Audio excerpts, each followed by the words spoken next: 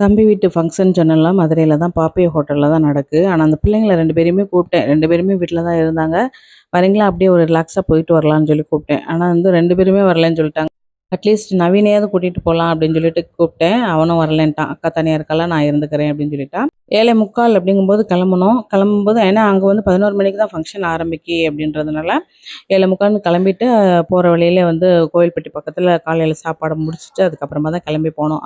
நாங்க போனதுக்கு அப்புறம் தான் சொந்தக்காரங்கலாம் கொஞ்சம் கொஞ்சமா வர ஆரம்பிச்சாங்க. எல்லாரையுமே பார்த்துட்டு, பேசிட்டு, ஃபங்ஷன்லாம் அட்டெண்ட் பண்ணிட்டு, சாப்பாடு வந்து பஃபே சிஸ்டம் வச்சிருந்தாங்க. நான்வெஜ் அதாவது நான்வெஜ்ல பிரியாணி, கிரேவி அந்த மாரி வச்சிருந்தாங்க. வெஜ்ல வந்து சாம்பார், செட்டிநாடு பிரியாணி, அந்த வெஜ் பிரியாணி அது எல்லாமே வச்சிருந்தாங்க. நல்லா இருந்துச்சு. அது எல்லாமே சாப்பிட்டு முடிச்சுட்டு, குலோப் ஜாமுன், ஐஸ்கிரீம் அதெல்லாம் விடுவோமா நம்ம, அதையுமே சாப்பிட்டு முடிச்சுட்டு, அப்பதான் பிள்ளைங்கள தான் ரொம்ப மிஸ் பண்ணுதுமே அப்படின்னு நெனச்சேன். எல்லாம் சாப்பிட்டு முடிச்சுட்டு, அப்புறமா வந்து ஆரப்பாளையத்தில சித்திய பார்க்க வேண்டியது இருந்துச்சு. இப்போ சித்தி வீட்டுக்கும் போயிட்டு, சித்தி பிள்ளைங்க எல்லாரையுமே பார்த்துட்டு ரிட்டர்ன் ஆகுறதுக்கு பார்த்தீங்கன்னா, ஈவினிங் வந்து ஒரு 6:30 போல ஆயிட்டு.